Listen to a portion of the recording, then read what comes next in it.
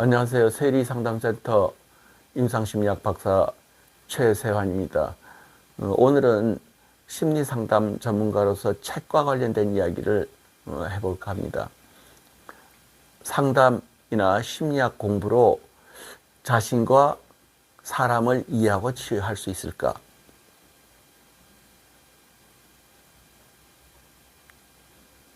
저는 상담 임상심리를 전공했고 지금은 앞에서 말씀드렸지만 심리상담센터를 하고 있습니다.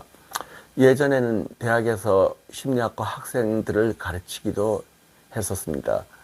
상담 심리학을 공부하는 데 필요하고 자신과 인간을 이해하는 데 도움이 될 만한 책들을 추천해 달라는 질문을 학생이나 일반인 내담자들로부터 자주 받고 있습니다.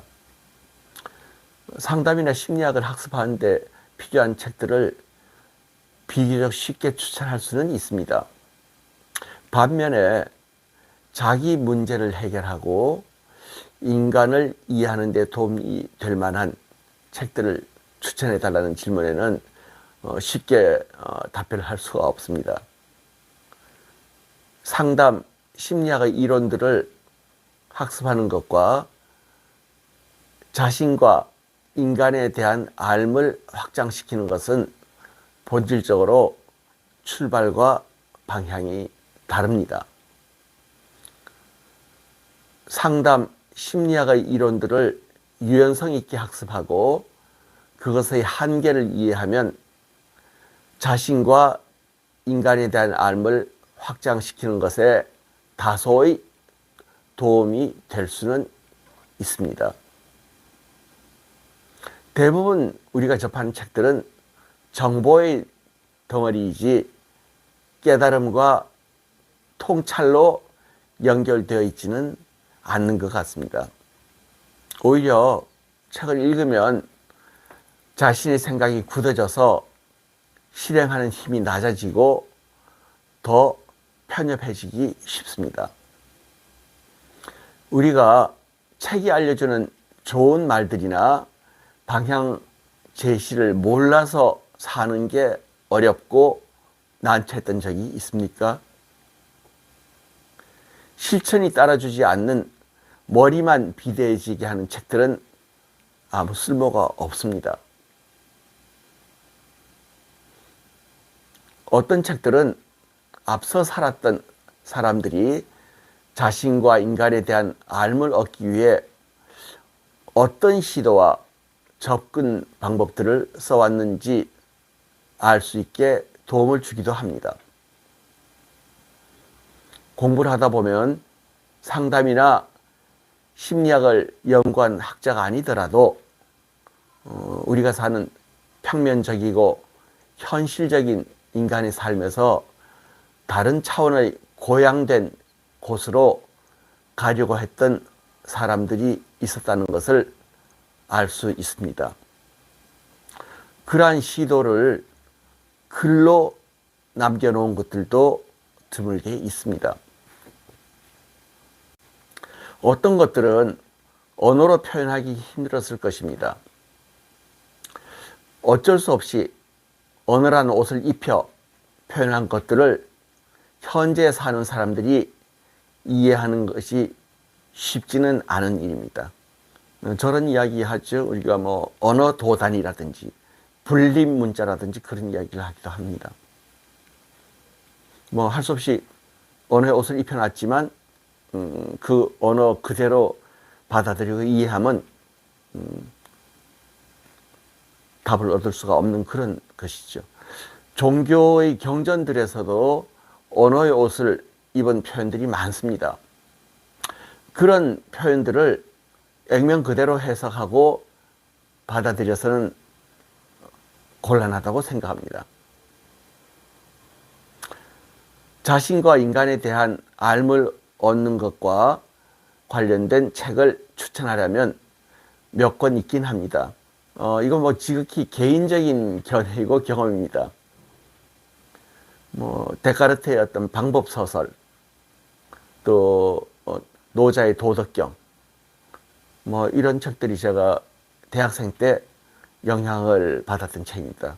뭐 데카르트는 그 사람의 어떤 그 삶에 접근하는 방법, 또 그 사람의 어떤 사고의 어떤 출발점, 뭐 이런 것들은 제가 굉장히 많이 좀 흠모하고 동경하고 했었지만, 또 뭐 신존재 증명이라든지 그런 부분은 뭐 저하고 생각이 일치하지는 않았던 것 같습니다.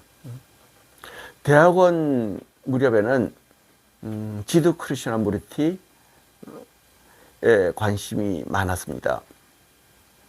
또 그 사람이 태생이 인도의 전통 종교의 영향을 받기 쉬운 어떤 환경이었는데도 불구하고 자신의 생각을 어떤 종교나 사상의 입장에 두지 않으면서 인간의 삶과 세상의 이치를 간결하고 선명하게 풀어나간 사람이라고 생각합니다. 또 뭐 크리슈나무르티가 두 사람이 있습니다. 지두 이야기했었고, 또 유지 크리슈나무르티, 뭐 라즈니시도 살펴볼 만한 사람이라고 생각합니다. 그리고 이제 서양 사람으로 그 켄 윌버도 눈여겨볼 만한 사람입니다. 심리 상담이라든지 또 심리 치유에 대한 부분은 제 생각에 너무 분석적이고, 그렇게 분석적으로 상담하는 사람 없습니다. 제가 생각할 때 그렇게 자아의식을 여러 개로 쪼개고 해서 상담하지는 않죠. 특히 의식의 스펙트럼은 실제의 심리 상담, 치료 장면의 현실과는 거리가 있어서 좀 받아들이기 어려웠습니다. 깨달음, 합의의식은 책이나 머리로 깨달을 수 있는 것이 아니라 직접 체험해야 한다는 이야기는 아주 강력하게 와닿았습니다. 켄 윌버 역시 분석적이고 귀납적인 서구 문명 속에서 성장했지만 깨달음과 통찰에 이르렀다는 것이 뭐 경이로울 따름입니다. 미국 사람이죠. 미국 사람이고, 또 뭐 그 생활사 보면 그 아버지가 군인이어서 여기저기 많이 돌아다녔습니다. 돌아다녔고, 또 학교도 무슨 의과대학을 다니다가 이게 아니다 싶은 생각이 또 접고, 또 그 다음에 또 뭐 생물학을 하고, 그 히스토리가 좀 뭐 특이한 사람입니다. 여담을 제가 하나 하겠습니다. 그 켄 윌버의 제가 무경계를 읽고 굉장히 좋았습니다. 특히 전반부는 그 아들과 또 형제들, 뭐 또 이 심리하는 선생님들 한 10여 분에게 선물을 했었습니다. 그 제도권의 교육을 받은 사람들에게는 이 책이 낯설고 이해가 안 되었을 수 있습니다. 우리가 평생을 마음속에 있는 내적 경험의 세계에 경계나 선을 긋고 살아왔기 때문입니다. 우리가 배운 어떤 교육이라는 게, 학습이라는 게 어떻게 보면 경계고 개념의 덩어리입니다. 자연계열 대학원을 이번에 아들이 졸업을 했습니다. 지금 뭐 박사를 입학을 했는데, 아들한테 어떠냐고 물어봤어요. 물어봤더니 뭐 솔직하게 어렵다고 하더라고요. 또 동료 선생님들은 관심이 달라서인지 뭐 읽지 않고 서재에 꽂아 두시는 분들도 많았고, 또 뭐 심지어는 식탁에 뚝배기 받침으로 쓰시고 있는 분들도 있는 것 같았습니다. 상담이나 심리학을 공부한 적이 없는 요리사 한 분에게도 저희 이 책을 선물했었습니다. 했는데 이분은 이 책을 읽고 인생 서적을 선물해 주셔서 감사합니다라고 하시더라고요. 그래서 그분이 평소에 내적인 성찰을 위한 그런 노력을 계속 해온 분이었기 때문에 좀 이해가 됐던 부분이 있었던 것 같습니다. 사람마다 인생의 관심사와 가치가 다르고 접근 방법도 다를 수가 있습니다. 자신과 인간에 대한 알을 얻는 공부가 궁극의 유일한 공부라고 생각하지는 않습니다. 많은 사람들이 자신의 길을 찾아 평면적이고 현실적인 이 세상의 삶에서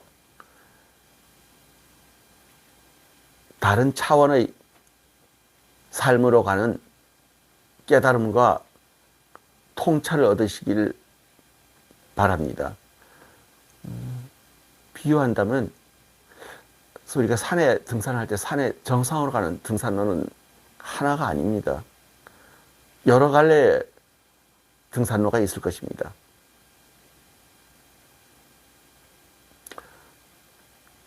여러분이 이제 생각하고 또 뭐 책을 읽으시는데 조금이나 제 이야기가 참고가 되었으면 하는 바람에서 그 말씀을 드렸습니다. 예, 그 장시간 들어주셔서 감사합니다.